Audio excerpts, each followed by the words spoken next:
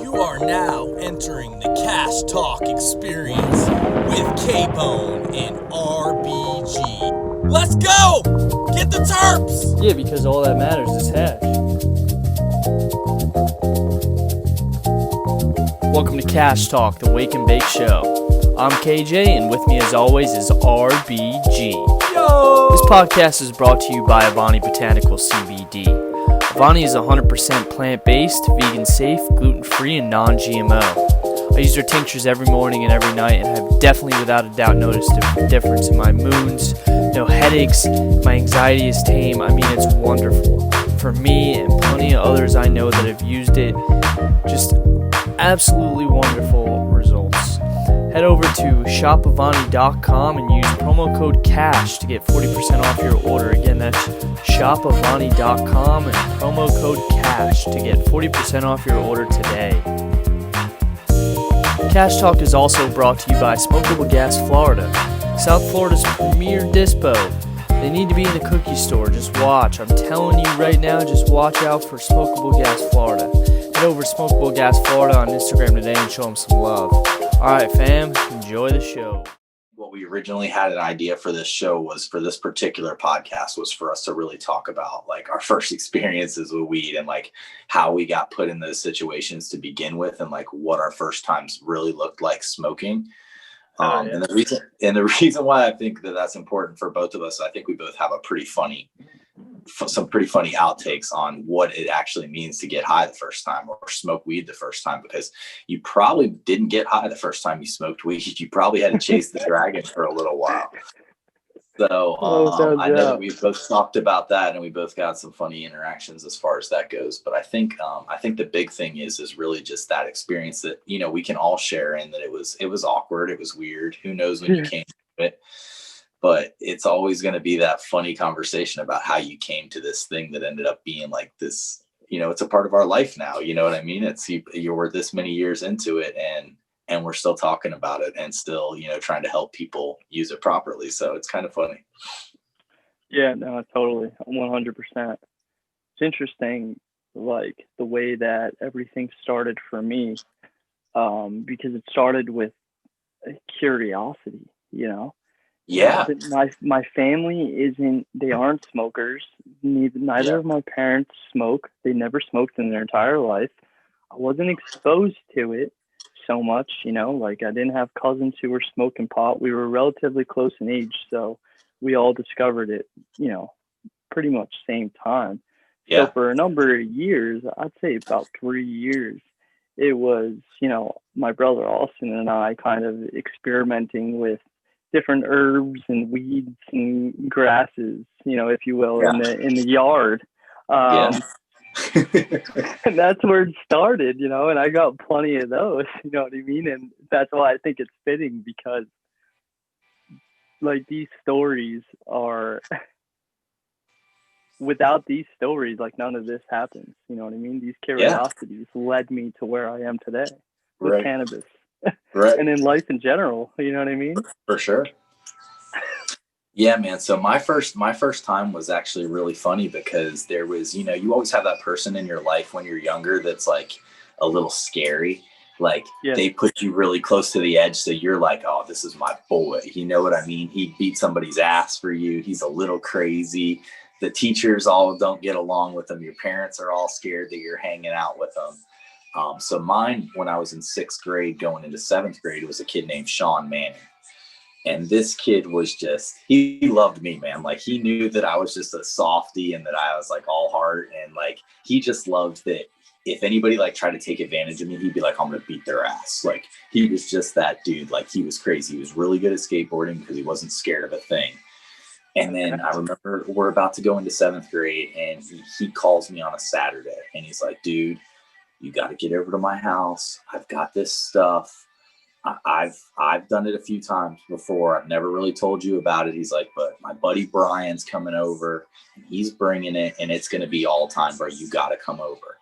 And so like, you get that nervous feeling in your stomach, you know, you're like, oh shit. Like my parents told me not to do this, you know, like my dad's super strict. And so it's like, for me, I'm nervous the whole time.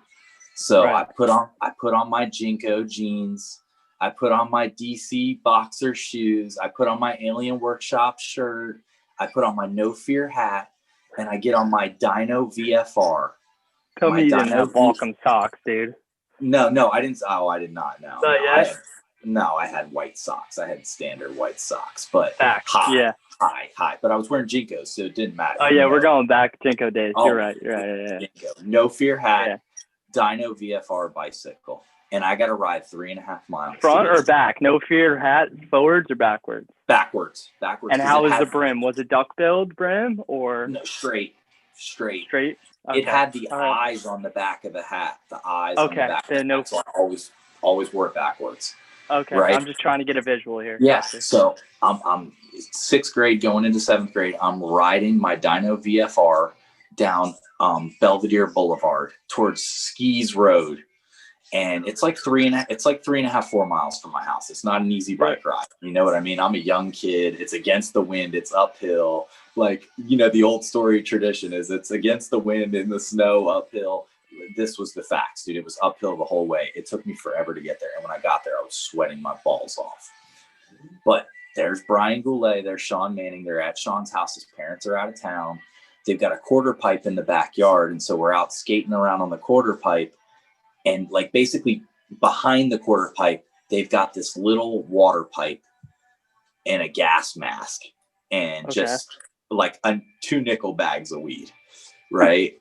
And I'm scared to death. I'm like, how am I going to do this? You know, like, so they break out this little water pipe and I'm talking, it's like one of those old school ones with like the rubber grommet and the tin bowl. And it's got just like a little mouthpiece or like almost a piece of, like a piece of tube off of it.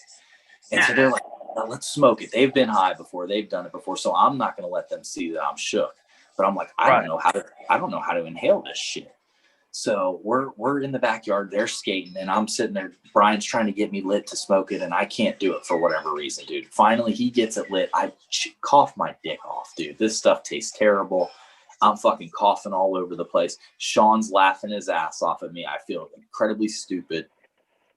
But they're laughing because this is just the start, right? Like, I'm not high at all. We hit a bunch of times. I'm not high at all. Like, I'm not even feeling anything. I'm like, what's the point of this? My throat hurts. I'm scared to death that I'm going to get caught. Well, anyways, the day goes by. They live in kind of a rough part of town. So they're like, we're going to go over to this girl, Jessica's house. She lives across the street. And across the street is just a trailer park. So I'm like, I don't know, right? Like, so we go over to this trailer park. And there's then they have a water bong. It's about this big. It's just this gargantuan water bong. And I've never even really smoked before. And I'm in this person's house and we're on the floor in their living room with their parents watching TV right there.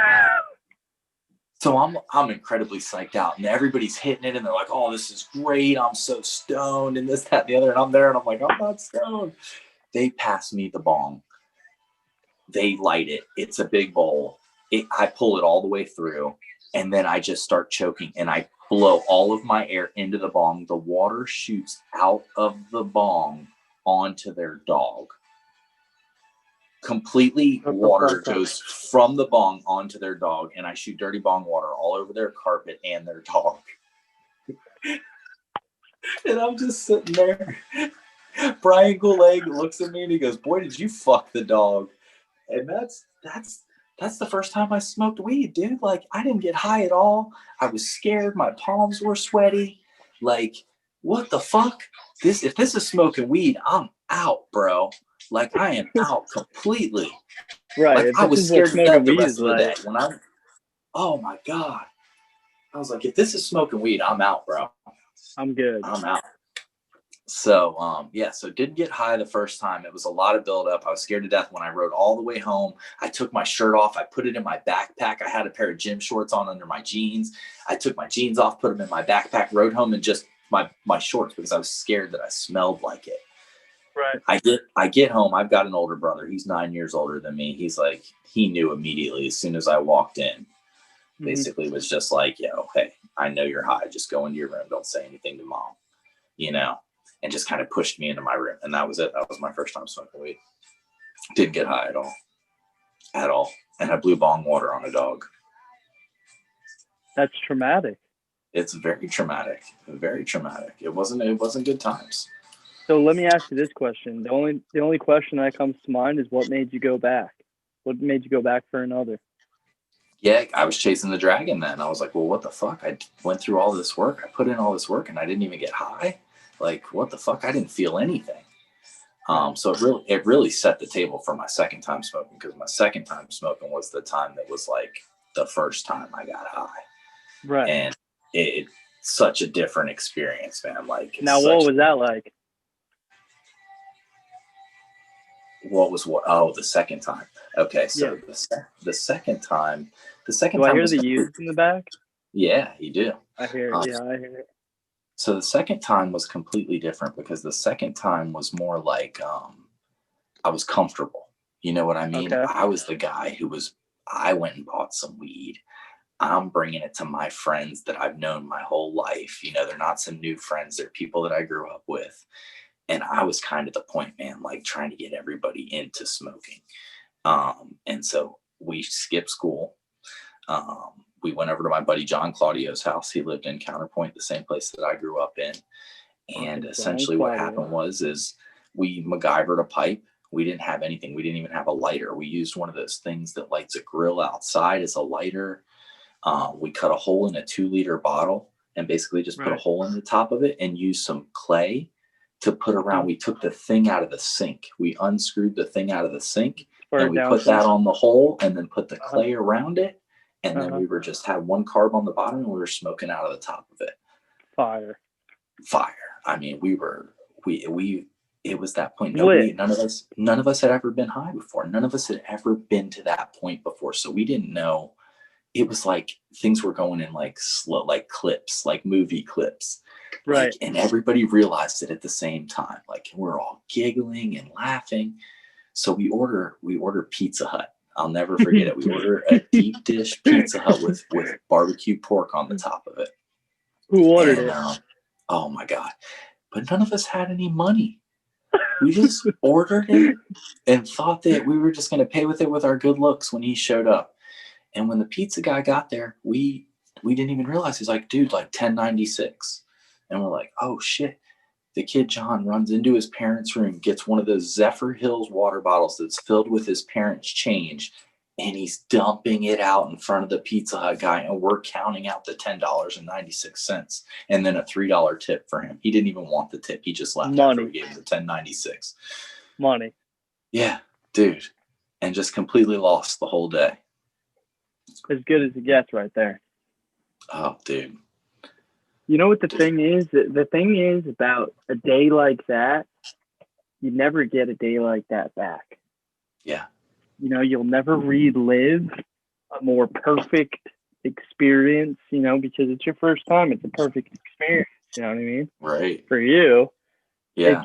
It sucks because like that first time that you fucking meet Mr. Ganj, so magical. You know, and it's continuously, you know, it's the gift that keeps on giving. It's continuously magical, but it's never. Yeah. You know what I mean? We're just chasing that feeling all over again, really. Yeah. Ideally. Yeah. You know for sure, what I mean? dude. That's a good one. Oh, dude. And we played, I remember so distinctly, like what I was wearing, like all that stuff. We were playing WCW versus NWO on Nintendo 64. Once we got high, we watched, oh, what was the name of that movie? It was incredibly stupid. Oh my God. It was pretty funny, but it was really, really over the top. God, what is the name of that fucking movie? But anyways, we watched that and we giggled like not another teen movie or something. It was something. It's a long time ago, so it was something.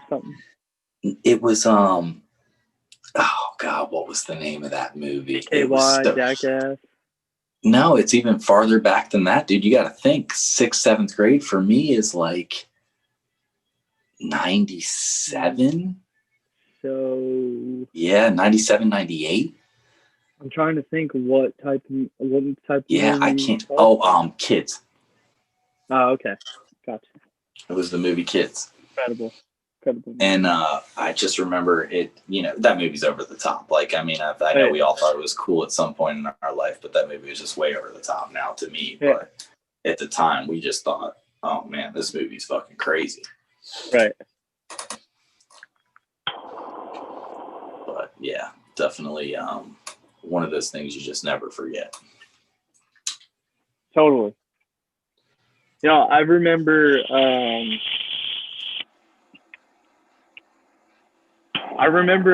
thinking the same thing though too. Like after failed attempts, like there's got to be something to this.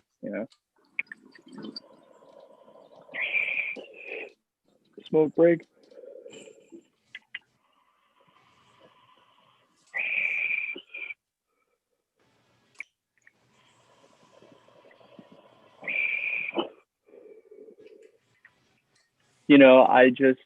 I knew, without knowing, I knew that there was something more because I had many failed attempts. Right. And I remember it first started, the first time that the curiosity killed the cat. It was a joint effort between my brother Alston and I. We were at my grandmother's house and we dipped into the ashtray for cigarettes. And I remember that night having conversation with Alston because we had shared a bed at the time about smoking. Couldn't tell you exactly what we were talking about, but I remember vividly just being in bed. We had bunk beds and we were just talking. I was hanging off the bed. We were talking about smoking. And so from then on there, or from that there point, moving forward, we made it kind of like our undercover mission whenever we had time, like whenever we got some time alone or whenever we could, just get into some mischievous stuff, we would go smoke or attempt to smoke, and it started with picking random weeds and bushes outside and rolling them in the, the old school blunt computer paper. We would roll up some computer paper. We might have even taped it at one point. I'm not even 100% sure, but I remember smoking computer paper, and then eventually we gave up and we just went to lighting shit on fire. We just went to fucking burning stuff, and I remember being like 12 years old in the woods next to my house on like a Saturday afternoon, and we're in Florida. I mean, it's hot, it's dry, it's in summer, we are not in school, and my brother Austin and I set a fucking fire, and it took off, and the fire department had to come out. And I forget what the bullshit excuse was, but the matchbook was right there. And I believe like one of the firefighters said something to my brother and I, like snark about it. And then from, like lighting shit on fire after learning our lesson, eventually I just met the right people in middle school. And my parents were super strict when I was in middle school, super strict, always on me. I was the first kid in my family, and we have a pretty big family. So they were like on top of me, you know what I mean? So it took me a little while to get time. I had opportunities where I could have smoked, but I passed up on them. And I felt like a fucking herb for passing up on them because I really wanted to smoke so bad, but I just didn't want to get in trouble. I had hockey, I had so much on the line. And I just couldn't afford to get in trouble. I probably had a girlfriend at the time. I didn't want to get grounded, you know what I mean? And then I remember one day I just been able to sleep over my friend Jacob's house. And remember going upstairs to his room. We planned it out the whole week in class. We talked about, I was going to get stoned. And he knew it was my first time and shit. And he was stoked that I was he was the first person that I was going to smoke with. So I remember going into his room, right? And he pulled this shoebox out from under his bed, right? And I remember him opening it up and he pulled out the Ziploc, right? And along the whole bottom of the bag was this green shit. And I was like, fucking hell yeah. And I was pulled some out of the bag, and he was like, dude, you see the hairs? And he was showing me like the red hairs, like some Jamaican red haired fucking dirt weed, you know what I mean? Just some swag, you know, but to us it was fucking dank. Like this was the dankest shit that you ever smoked in your life. Like if you asked me at the time like what the best weed was, my boy Jacob had it. Like he had Cannabis Cup winner of 2006, 2007, whenever the fuck we were blazing it up. Me and Johnny Hopkins and but then I remember going from his room into, he had like this little weightlifting room. You know, he was a seasoned veteran by this point. He had an older cousin, and he had like a, I don't know if it was a neighbor or whatever it was that were veterans, and they showed him how to smoke. So he had been smoking for probably like a year now. So he knew what the fuck he was doing. He had the sploof, the whole 9 yards. So we went out to the window. He shut the door behind us into the weight room. He put the towel under the door, locked it. You know what I mean? I think he might even put a chair up against the door as if like his fucking parents weren't going to know we were smoking. But like, what was the chair going to do? You know what I mean? Like, Yeah. So then we get to the window, and I remember him like packing it up, and he gave me the first hit, right? And I coughed a lung, dude. I think I like spit on him, like I spit at him because I coughed so hard, you know, right? So after like the second bowl, I remember looking at him and being like, I'm good, I'm stoned. And I remember like an out of body euphoria. You know, I'd been drunk before, but I never felt this. And I was like, holy shit. In my mind, I was like, I was freaking the fuck out, right? And so he's like, okay, let's go downstairs. We'll go by the fire, right? And so I was like, all right. And then as we were walking to the stairs to go downstairs, it dawned on me that his parents were in the living room watching TV. And I was like, whoa, hold on. And he's like, what? And I was like, bro, parents are downstairs. They're going to know we're hot. And he's like, no, come on, let's go. Who cares? I didn't know at the time, but his dad smoked pot, right? But he like fucked with me really hard, right? So brings me down the staircase, right? His mom and his dad are on the couch watching a movie, right? We're going to walk past him. I'm thinking we're gonna sneak, right? And I'm walking with my head down, and he stops, and I run into him, and he starts talking to him, and he's like, "Hey, mom, dad, so like, did you know Kenny?" And like, he's talking to them about something with hockey, right? And he's doing it on fucking purpose because he knows that I don't know that his dad smokes, right? And his dad's cool with it, right? But I don't know that. So he's fucking tripping me out right now. So remember them asking me a question or something, and I remember I responded, and it made no sense, right? And I just remember looking at him, and he'd be like, okay, let's go outside. We went outside, right? Right, it gets better. We went outside, and his brother Josh is out there. He's younger than us. He's got a fire going. He already knew that we, like, what we were doing. He knew it was my first time. He had already smoked on his own, right? He was out there, like, plotting. So we got out there, and he was like, ooh, you know, like, trying to fuck with me and shit. So we got out to the fire, and my boy Jacob's like, yo, let's go walk through the woods over here, because his property was backed up on, like, a big piece of, you know, land. It's out by, like, Flag. I can't remember the if I tell you the name of the campgrounds, you'll know like the place I'm talking about. It's like North Florida or whatever, right? So we started walking through. What's it? Was it a KOA campground? No, it's up by like St. Augustine. You would know it if I told you the name. You'd be like, okay. New Smyrna? It's over there though. It's by Flagler. Okay. Bet. So anyways, we start walking through the fucking woods, right? And I'm really fucking stoned at this point. And I'm like kind of seeing shit a little bit. This, you know what I mean? Like shit's kind of fucking off for me. It's like super crazy, right? So he takes fucking off.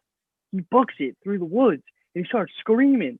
So I take off, and he's yelling that something's chasing us, right?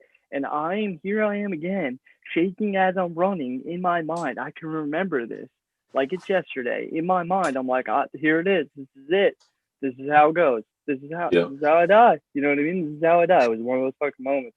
And like I finally got out of the woods and like wound up settling down, and he was laughing at me and shit, and I was like, you're a fucking asshole, you know, fuck. You know what I mean? And I remember just the rest of the night just being chill. We, you know, after he had his fun with me and shit and he fucked around, we just like, we're just macking. As we used to say, we were posted up, just chilling, talking. I remember talking about like different movies. His mom was like she worked for a production company, something like that. So we had been talking about movies because they were actually throwing old cassettes or VCR tapes into the cassette tapes into the fire. But from then on, I mean, I never stopped smoking cannabis. You know what I mean? The love for it continued. It progressed in my knowledge and my understanding of the plant and the culture. I mean, that's where it began. You know what I mean? I learned there. I learned from fucking, you know, I grew my first plant from a Jamaican bag seed. You know, some fucking, honestly, it was probably some BC bud. It was a bag seed. You know what I mean? Yeah. I started from the bottom. I remember skipping school, even in high school, dude. In high school, I was smoking rags. I remember skipping school, like 9th, 10th grade, and going and buying like a $10 bag of rags, getting like 2-3 blunts, smoking like 2 fat Dutch or White Owls and a Swisher cigarello. Wild, dude. Yeah, man. It's so funny how it evolves too, because, you know, back then it was all, what could you smoke and get rid of it? Yeah. You know what I mean? Now it's like, how nice a shit can you smoke out of? Like, it's back so in the day, there evolves. was one kid that I knew of in our town that had fire. He actually recently passed away, my buddy Mike. Good dude. He was the only kid in the town that had fire, and it was very, very exclusive, and it was very expensive. Like back then, it was like $60 for maybe like an eighth, or $80 a quarter, and like that was expensive. Like I was spending $25 and getting like a handful of bud. Yeah. You know, we were going across, like back then, 10th, 11th grade, 15, 16, first got our license. We were driving across the state over to the Panhandle, over there by the Gulf, and grabbing 2-3 pounds of fucking swag for pennies, dude. Yep. Pennies. I remember ounces of that shit was like $30. Yeah. $40. Shit, we were smoking. Just roll up fucking blunt after blunt after blunt. It's amazing we still have lungs. I know, right? All the like the tobacco I consume too, because I also was like a really big cigarette smoker, vape. Always just been smoking since I'm fucking 10. Yeah, man. Yeah, but it's a healthy. Wild. This smoke's a healthy smoke, though. You know what I mean? Like where we're at now, it's a different kind of vibe, man. It ain't the same thing at all. It's completely different, and I think it's more adult. You know what I mean? Concentrates. Your room doesn't smell like weed. You know what I mean? You're smoke bowl after bowl. You can smoke, you know, bowl after bowl after bowl of this shit, and your room doesn't smell like weed. You know what I mean? I'm highly functioning on this stuff. Like, you know what I mean? There's just different strains that'll get me lost. No doubt about it. But if I'm being honest with you, the overall, what I used to do when I would get high would be like die, basically. Just go somewhere and die, just sleep or whatever, you know what I mean? Eat a bunch of food and then fall into a food coma. It's not really the case anymore. The way I do it now, it's pretty systematic, honestly. It's like X plus Y equals Z, and you know, it's pretty easy to get there now. It's exactly how, like, I have definitely evolved as a smoker, because I definitely used to be like that. I mean, 2-3 years ago, if I were to smoke a joint, I would be so out of it for the whole day and just tired. Yeah. Like I used to have to smoke. It was either I only smoked at night or I smoked all day and I got fucking nothing done. Yeah. Now it's to the point where if I don't get anything done, it's probably because I haven't smoked. Right. Like if I'm having a bad day or if I'm irritated or if like shit just hasn't really gotten done, it's probably because I haven't medicated. Or I mean, Yeah. it's very rare that shit happens like that because I'm always on point. But if it were to happen, it's because I hadn't medicated. Yeah. If I would have known, I mean, I couldn't have known, and it would have been wild for me to have known. But if I would have just known, like back then, that this was it the whole time, and that I just didn't need to go any further. Yeah. Like that message needs to get out there more often because the curiosity for me, it just kept on coming. Yeah. But Yeah. it also, I mean, it's also much, much deeper than that. Now, people say that weed's a gateway drug, and sure, call a spade, it can be. You know what I mean? I'm not going to say it's not. I'm not going to sit here and argue with people and say it's not. It can be. But the gateway really, the reason why we become so fucked up as humans, why I became so fucked up as a human is because I didn't know how to take care of myself. And I can't put emphasis on that enough that it's not the substance. The substance isn't the problem. The substance was just an end result. Like most of us are seeking some sort of release or escape when when we saw through drugs and alcohol and shit. There's something behind that, you know what I mean?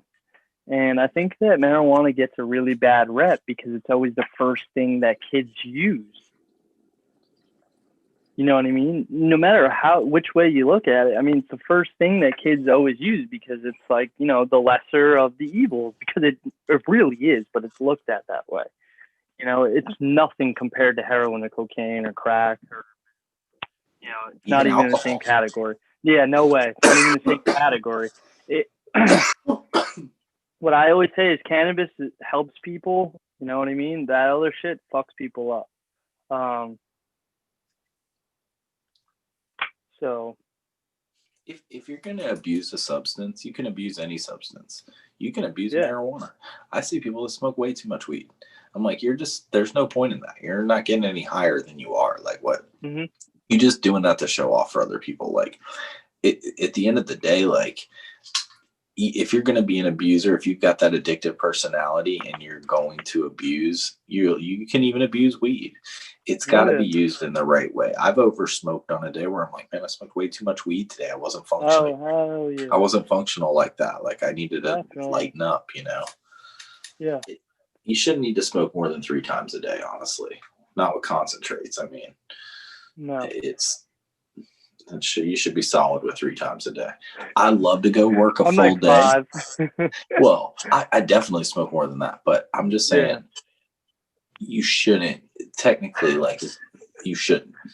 Yeah. Because the best days I have smoking are the ones where I don't smoke in the morning. I go to work, I work my ass off, and then I'm like, get home, I take my shower, I eat my food, and then it's like I get to like really enjoy that first smoke of the day. You know what I mean?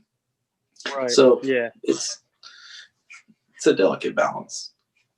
No, yeah, when you can have balance, just like anything in life, I mean, it's a medicine. You use it as prescribed.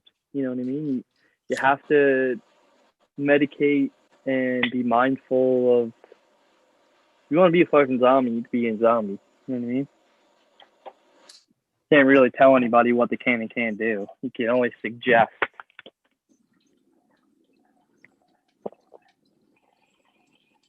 I can only suggest that you smoke hash and not BHO. I can't force you to. I mean, BHO is so good.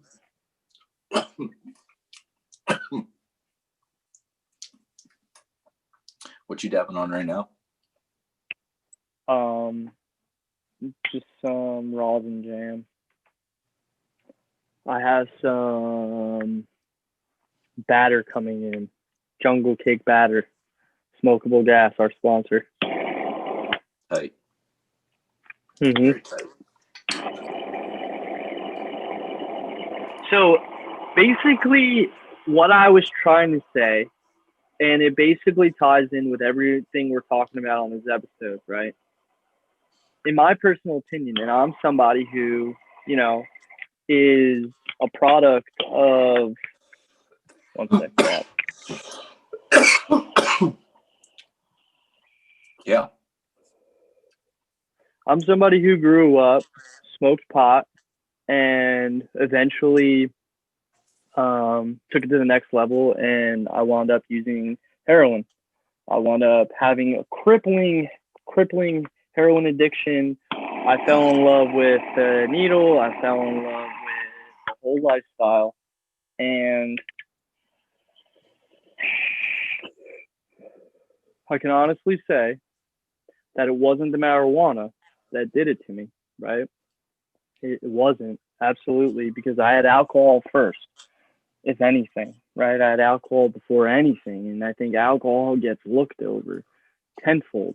But what I'm trying to say is, for somebody who went that whole route, I can honestly say that throughout my whole journey, the one thing that has always been good to me and has never taken anything from me and has never hurt me and has never affected my life in a really bad way is cannabis.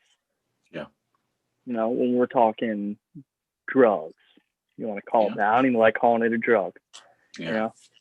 So that's that. I figure I'll put my 2 cents in on that because. No, I completely agree, bro. It's the thing that kept me off of the drugs. It's the thing that kept me, knowing that I had something that was way more manageable than taking Xanax every day. And that was never going to be feasible for a livable life. I was going to kill myself.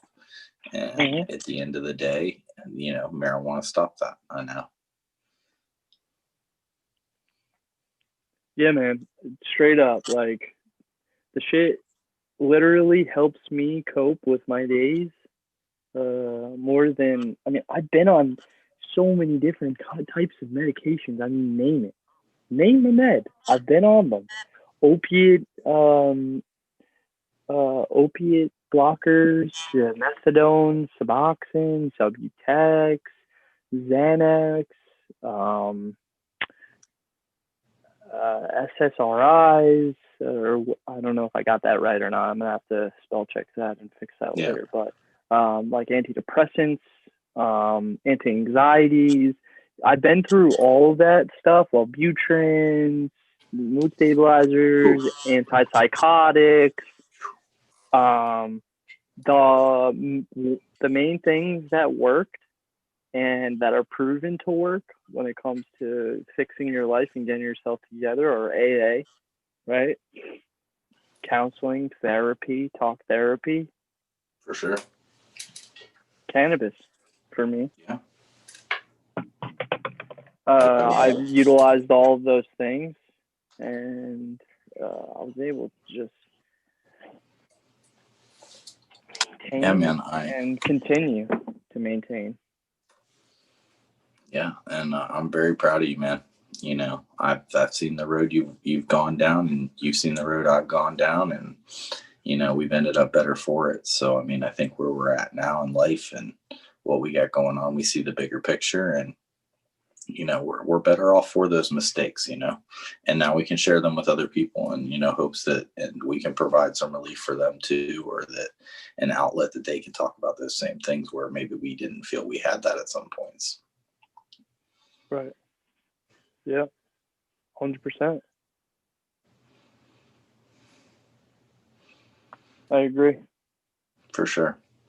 But this is an evolution, man. And at the end of the day, for all of us, it's, you're not going to be, you don't want to be where you start. Where you started is not where you finish. So, you can't look back and say, hey, I did these things and oh, damn me. Well, no, you did those things, you did them, it's time to move on and be better. If you held it against yourself every day, you'd never do anything. So, It's important. It's very important to talk about it. You got to find somebody to talk to about it. Yeah, striving to be a better person every single day. Yep. You know, and listen, another thing I'll also say, just to add, one last thing I'll say in regards to all that, what works for me may not work for you. 100%. I'm only just saying this because it's all I can do. As far as trying to give back and help other people, is just giving my experience. I'm not telling you that it's the only way. Is what I'm saying. It just worked for me. So yeah, 100%. Same. So. But hell yeah, man. I mean, look where we're at now, and it's a different road, and who knows where we'll be in 5 years. It's constantly changing, and Florida's getting better. A lot of the states are getting better. Florida's a little bit behind still, in my opinion, but it's getting better. And, the more people that can get the meds that they need, probably the better off they'll be. Oh, yeah. No, I think we've definitely made some progress. We could be doing more, but progress is better than none. Yeah, for sure. I'll take it. We're on the ballot this year in New Jersey for legalization. I see a lot of places starting to restructure, rehabs and some of the criterias. So that's happening also. Now, I try and make a lot of noise in the recovery community, even though I'm not really as involved as I like to be because I'm occupied with other things. And I do smoke cannabis. I still like to advocate and stuff because I still am in recovery, regardless of what people say, because I medicate. It's for me, but I always try to advocate and help as much as I possibly can. Yeah. And bring up the conversation as much as I possibly can. Yeah. There's not enough of it, there's not enough talking about it. There's a lot of people that are struggling. And then there's a lot of people who are suffering in silence, There's a lot of people that are fighting battles that you just don't know about. And then there's a lot of people that are close to you, and I'm talking to the people who are listening. There's people that are close to you that are fighting emotional, mental battles every single day, and you don't have a clue. And it's not because they don't care about you, it's because they do care about you and they just don't want to dump it or just don't know how to deal with it. You know what I mean? Yeah. Shit like that breaks my heart because I've been there. Yep. And I know that there's plenty of people out there that are going through it. So at the end of the day, people can come here and listen to us and interact with us and feel safe and feel a little bit better about the day. Shit, I'm good with that. Same, bro. And that's really all we're here for, bro. One person. You know what I mean? Mm-hmm. That's it. And we've already seen more than one person. So, I mean, honestly, it's solid.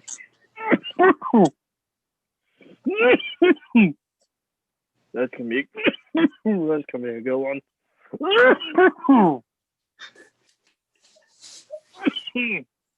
That was money. That was money. Frank the Tank, baby. Still going. Okay, I'm good. I don't know. That was a good one. That was a good one. Sweaty. But yeah, man. Good stuff. Definitely good stuff. I thought that content was good there. Definitely be nice to see what everybody has to say about their first time too. We want everybody after they watch this to, reach out and tell us what about your first time too, because I know there's going to be some funnier stories out there than even ours. So by all means, after you watch this, if you got a good one, send it our way.